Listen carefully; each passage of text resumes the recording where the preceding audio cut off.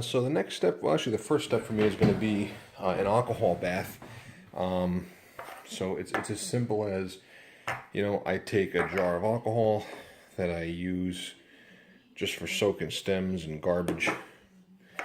I take my filthy, disgusting pipe, and I just tend to throw it in there and seal it up with alcohol. No real magic. I'll stick the stem in there too, and we'll let it go overnight, loosen everything up, and then we'll come back to it tomorrow. Okay? All right, we'll see. All right, so it's 10 a.m. the next morning, and so we had the bowl soaking in the jar of alcohol all night. And you can see that beautiful tarry amber color. I mean, look at that, huh? So let's see what it looks like. I didn't get to soak the stem because it wouldn't fit in the jar, so I'll do that later. You shush. That's security over there. So, let's see what she looks like. Okay. Okay.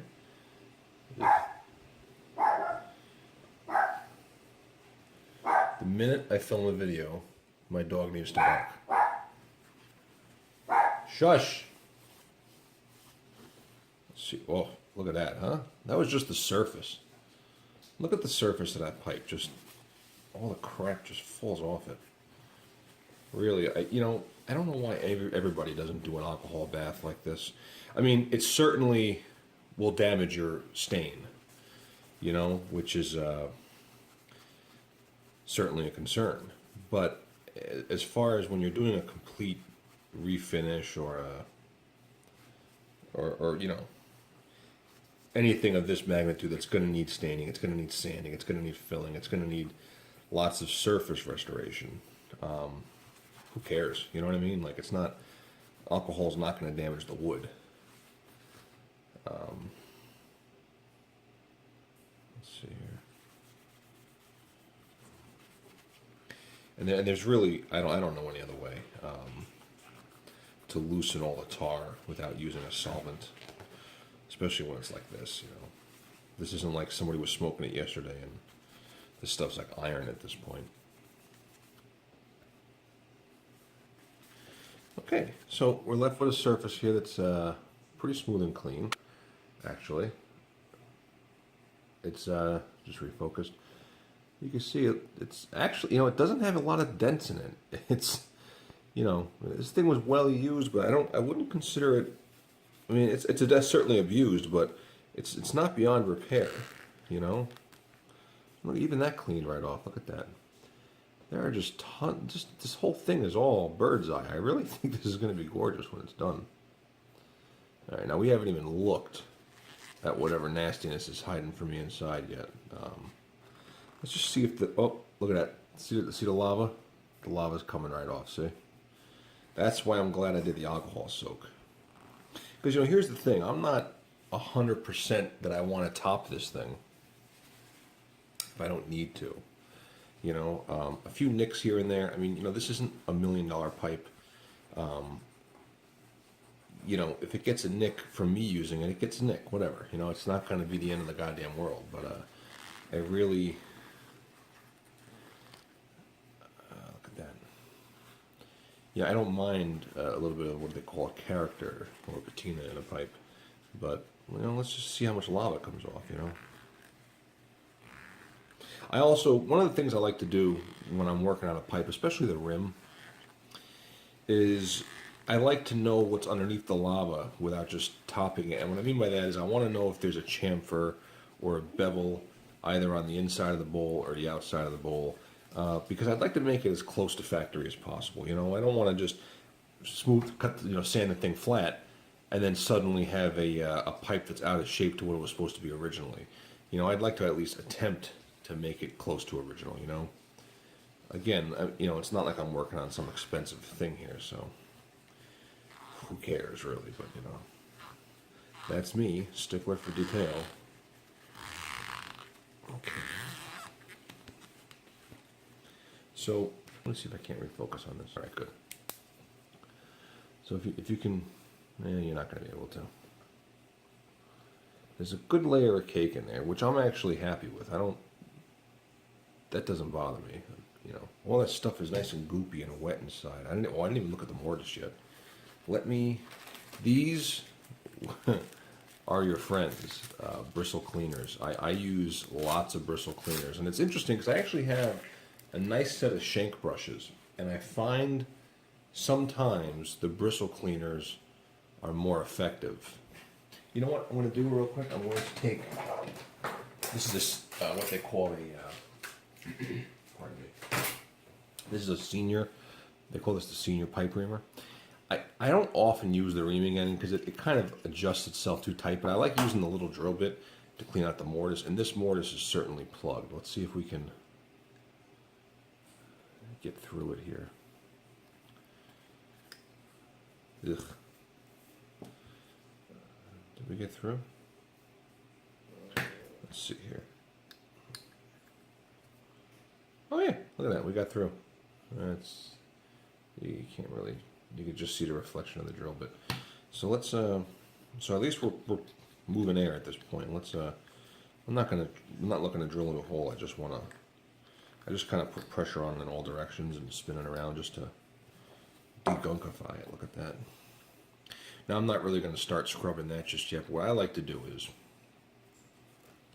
take at least 3, 4, 5, 6 of these things, put them together like this. See what I just did? And I made this big, thick, wide brush, and I just get her in there and start going to town on the mortise. Really get that mortise nice and clean, because I don't want a big pile of somebody else's gunk underneath the bottom of my stem. Let's see here. Be looking there with a light. Is it? Oh, so there's a little bit of tar in there now. It really, I mean, boy, it really loosened it up with what I just did. So let me just double this again. So I'm making this into an even tighter ball here. Let's do that. Oh yeah, look at that. You know, the alcohol bath will save you hours of scrubbing time trying to get crap out of a mortise or a draft hole. It really loosens up everything. I mean, look at the gunky that comes out of there. If I look at it with my flashlight, I know you guys you can't really see it, but maybe can you see it a little bit there? It's just there's just the darkest layer. It's just a little thin, dark layer of the wood now. And this thing was plugged. I mean, it was completely plugged. So I'm actually content with that the way it is. That cleaned a lot off. I can always scrub it a little more, but there's my security team.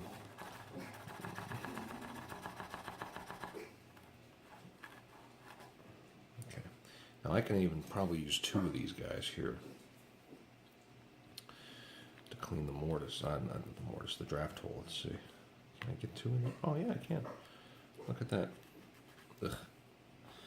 Boy, you know, it's one of those things, it's like when you talk to a mechanic, you know, only a real mechanic that's been around for 20 years will know what the taste of transmission fluid is like, you know, or they'll know what the smell of gear oil is like, or they'll know how coolant can sting your eyes when it splashes into it. Those are the little things that only people that are in the trade really know, you know. And I'll tell you, nobody knows the feeling of pushing a bristle cleaner through a gooey mass of tar in a draft hole, except for somebody who works on pipes every day, you know. It's really a squishy, gooey, sticky. It's like you're sticking it's like you're trying to like move a cactus through molasses, you know. It's that kind of a feeling. Look at that, see? Now you can continue with this truly as long as you like. I mean, you could spend 2 days cleaning the draft hole in the mortise. I like to get all the gunk out, and I want it to be smooth and clean. And I usually just smell it. And if it doesn't stink or it doesn't smell like that sour, acrid smell that old tobacco and tar has, I get in there. I'm usually okay with it. I'm going to fold this guy in half.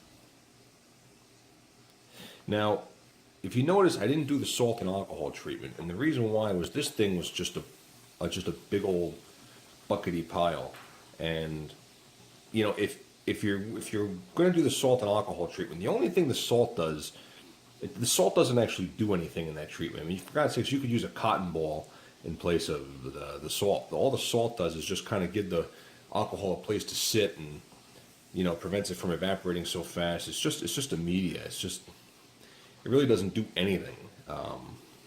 So I mean, if you give it a bath in alcohol, like I did, You know what I mean? You don't have to use salt and alcohol. See, right now I can see light coming through the draft hole now, which makes me happy. So let me. I'm going to try to give this thing a little bit of a ream, very light ream. Again, I don't necessarily want to go back to bare wood, but ooh, look at that. That's just with the. Ugh, can't even turn the reamer. That's just with the. I didn't even tighten the ream up against the walls yet. See how easy that cuts when it's been soaked in alcohol for an evening? Look at that, right out. It's like a gooey, cake. Gooey cake. Let's see. Actually, you know what? That's actually cleaning up really, really well. I wish I had a bore cam. I had one and I broke it. Let's see here.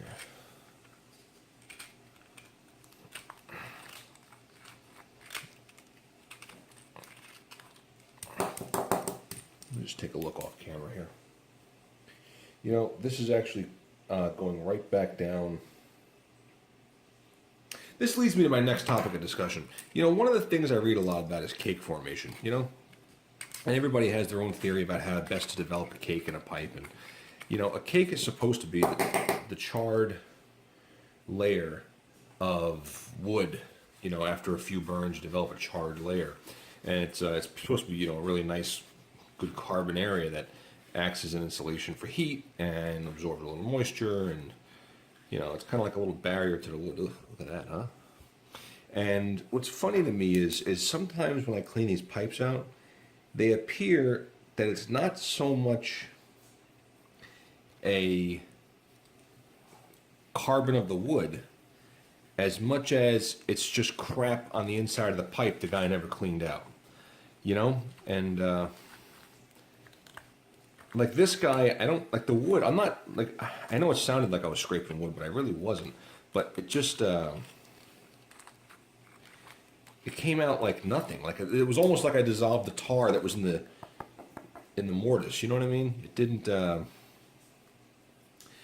give me any stiff resistance. Like if this was hard carbon cake, you know, it wouldn't dissolve so easily in the with the alcohol, and you would have to your scrunch clean the whole thing out to cut through it. But this guy really was just like tarry. So it makes me feel like it was just crap the guy never cleaned out of the pipe. And I wonder if that's what old timers thought cake was. Maybe that's what cake is. I you know. Who's to say? Let me take a look in here. You know, it actually cleaned up really well. I'm gonna take my favorite tool here, and I'm gonna get a whole bunch of them, and just make a big old brush like this, and just go to work on the bottom of that chamber of the heel. Now, I might give this thing another alcohol treatment. You know, once I do a really good solid cleaning like this, I tend to not worry too much about like the heel and everything. If I smoke it and it tastes sour, it'll absolutely get like a salt and alcohol treatment, you know, just to be thorough. Let me ooh, a little clogged. Let's go at it again with this. I must have dislodged some crap into the draft hole here. Let's see here. Okay. Wow. Now it's open again. See, it's just, you know, it's a repetitive process. In and out with the pipe cleaner, in and out with a brush, you know, in and out with alcohol. And this just goes on and on and on until you're satisfied that it's clean enough to smoke. You know, again, I'm not looking to get to bare wood. People are probably going to say I'm so wasteful with these pipe cleaners, but, you know, I mean, they're pipe cleaners, you know, who cares? You know, it's you know what I mean? Like it's,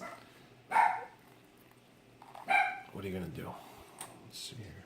Let me take a look at that now.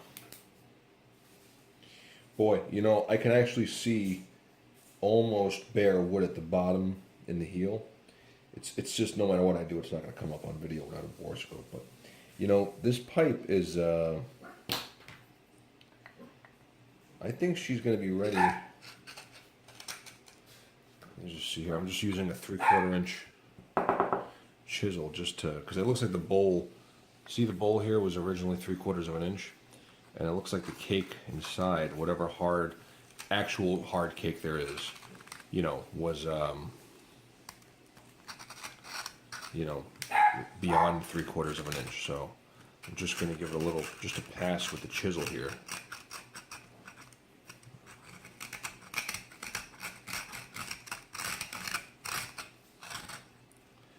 See that? Look at all that soot that came out. Look at that.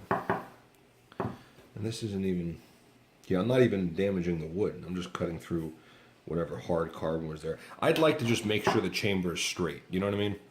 And it looks like there's a conical bottom to the chamber, and I don't mean, you know, like a real parabolic tip, but there's definitely a small cone at the bottom in the heel, and I'd like to preserve that. I'm not going to try to widen that up, but I do want to make the sides straight so I can have an even tobacco, you know, field all the way down, you know. Look at that. Look at all that carbon that came out. That's what I call real cake. That's actual hard, like powdered dust carbon, you know. That's what I would think. That's what I would think we're going for, you know, with a pipe. As far as cake formation. Let's see if this pipe is, I'd want to be somewhere in that neighborhood deep, and we got another 1/2 inch to go. And this is a very gentle process, because even though I'm doing this by hand, and it's just a chisel, which is kind of acting like a spoon drill bit, or a paddle bit, it's still, you could break a pipe doing this. But look at that, see that? So it's coming. Let's see here. We're probably that far deep. So yeah, I still got another 1/2 inch to go. You know what works really well for this is if you have a burr, like a carbide burr, like a ball end burr, that's 3/4 inch diameter, or whatever the diameter of the chamber is. You get something like that, and you, oh, that came out perfect. Look at that. Well, you can't look at it, but it took all the carbon out, and there's just the thinnest surface of carbon left on the chamber. That makes me very happy. All right, good. So I know it doesn't seem like I did a lot. It was only 17 minutes so far, this video, but